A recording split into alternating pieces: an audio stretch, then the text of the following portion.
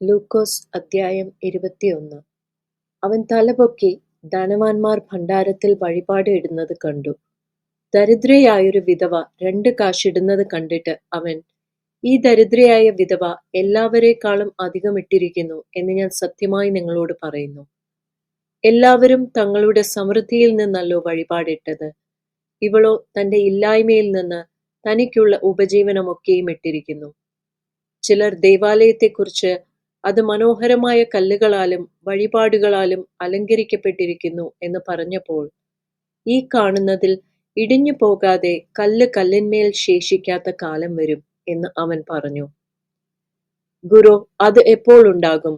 അത് സംഭവിപ്പാറാകുമ്പോഴുള്ള ലക്ഷണം എന്ത് എന്ന് അവർ അവനോട് ചോദിച്ചു.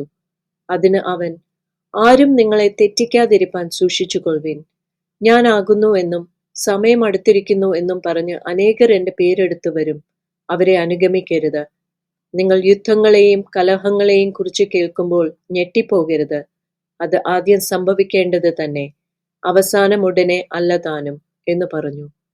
പിന്നെ അവൻ അവരോട് പറഞ്ഞത്, ജാതി ജാതിയോടും രാജ്യം രാജ്യത്തോടും എതിർക്കും. വലിയ ഭൂകമ്പവും ക്ഷാമവും മഹാവ്യാധികളും അവിടവിടെ ഉണ്ടാകും. ഭയങ്കര കാഴ്ചകളും ആകാശത്തിൽ മഹാലക്ഷ്യങ്ങളും ഉണ്ടാകും. ഇത് എല്ലാറ്റിനും മുമ്പേ എന്റെ നാമനിമിത്തം അവർ നിങ്ങളുടെ മേൽ കൈവച്ച് രാജാക്കന്മാരുടെയും നാടുവാഴികളുടെയും മുമ്പിൽ കൊണ്ടുപോയി ഉപദ്രവിക്കുകയും പള്ളികളിലും തടവുകളിലും ഏൽപ്പിക്കുകയും ചെയ്യും. അത് നിങ്ങൾക്ക് സാക്ഷ്യം പറവാൻ തരമാകും. ആകയാൽ പ്രതിവാദിപ്പാൻ മുമ്പുകൂട്ടി വിചാരിക്കാതിരിക്കേണ്ടതിന് മനസ്സിൽ ഉറച്ചുകൊള്ളുവിൻ. നിങ്ങളുടെ എതിരികൾക്ക് ആർക്കും ചെറുപ്പാനോ എതിർ പറവാനോ കഴിയാത്ത വാക്കും ജ്ഞാനവും ഞാൻ നിങ്ങൾക്ക് തരും.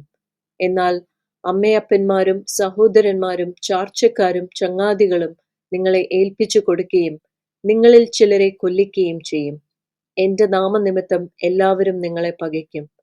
നിങ്ങളുടെ തലയിലെ ഒരു രോമം പോലും നശിച്ചു പോകുകയില്ല താനും.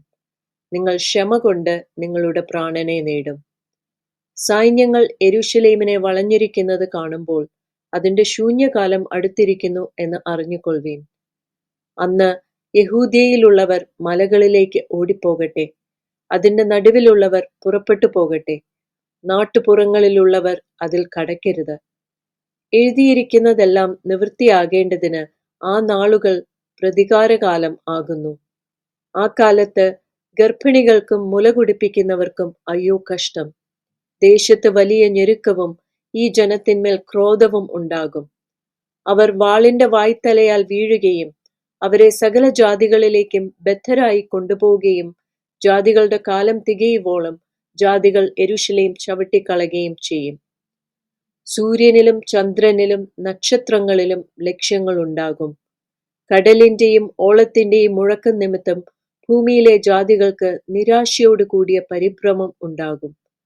ആകാശത്തിന്റെ ശക്തികൾ ഇളകിപ്പോകുന്നതിനാൽ ഭൂലോകത്തിന് എന്തു ഭവിപ്പാൻ പോകുന്നു എന്ന് പേടിച്ചും നോക്കിപ്പാർത്തും കൊണ്ട് മനുഷ്യർ നിർജീവന്മാരാകും. അപ്പോൾ മനുഷ്യപുത്രൻ ശക്തിയോടും മഹാ തേജസ്സോടും കൂടെ മേഘത്തിൽ വരുന്നത് അവർ കാണും. ഇത് സംഭവിച്ചു തുടങ്ങുമ്പോൾ നിങ്ങളുടെ വീണ്ടെടുപ്പ് അടുത്തു വരുന്നത് കൊണ്ട് നിവർന്ന് തലപൊക്കുവിൻ. ഒരു ഉപമയും അവരോട് പറഞ്ഞത്, അത്തി മുതലായ സകല വൃക്ഷങ്ങളെയും നോക്കുവിൻ. അവ തളിർക്കുന്നത് നിങ്ങൾ കാണുമ്പോൾ വേനൽ അടുത്തിരിക്കുന്നു എന്ന് സ്വതവേ അറിയുന്നുവല്ലോ. അവണ്ണം തന്നെ ഇത് സംഭവിക്കുന്നത് കാണുമ്പോൾ ദൈവരാജ്യം അടുത്തിരിക്കുന്നു എന്ന് ഗ്രഹിപ്പിൻ. സകലവും സംഭവിക്കുവോളം ഈ തലമുറ ഒഴിഞ്ഞു പോകുകയില്ല എന്ന് ഞാൻ സത്യമായിട്ട് നിങ്ങളോട് പറയുന്നു. ആകാശവും ഭൂമിയും ഒഴിഞ്ഞു പോകും, എന്റെ വചനങ്ങളോ ഒഴിഞ്ഞു പോകുകയില്ല. നിങ്ങളുടെ ഹൃദയം അതിഭക്ഷണത്താലും മദ്യപാനത്താലും ഉപജീവന ചിന്തകളാലും ഭാരപ്പെട്ടിട്ട് ആ ദിവസം നിങ്ങൾക്ക് പെട്ടെന്ന് കണി പോലെ വരാതിരിപ്പാൻ സൂക്ഷിച്ചുകൊള്ളുവിൻ. അത് സർവഭൂതലത്തിലും വസിക്കുന്ന ഏവർക്കും വരും. ആകയാൽ ഈ സംഭവിപ്പാനുള്ള എല്ലാറ്റിനും ഒഴിഞ്ഞു പോകുവാനും മനുഷ്യപുത്രന്റെ മുമ്പിൽ നിൽപ്പാനും നിങ്ങൾ പ്രാപ്തരാകേണ്ടതിന് സദാകാലവും ഉണർന്നും പ്രാർത്ഥിച്ചും കൊണ്ടിരിപ്പീൻ. അവൻ ദിവസേന പകൽ ദേവാലയത്തിൽ ഉപദേശിച്ചു പോന്നു, രാത്രി ഒലിവുമലയിൽ പോയി പാർക്കും. ജനമെല്ലാം അവന്റെ വചനം കേൾക്കേണ്ടതിന് അതികാലത്ത് ദൈവാലയത്തിൽ അവന്റെ അടുക്കൽ ചെല്ലും.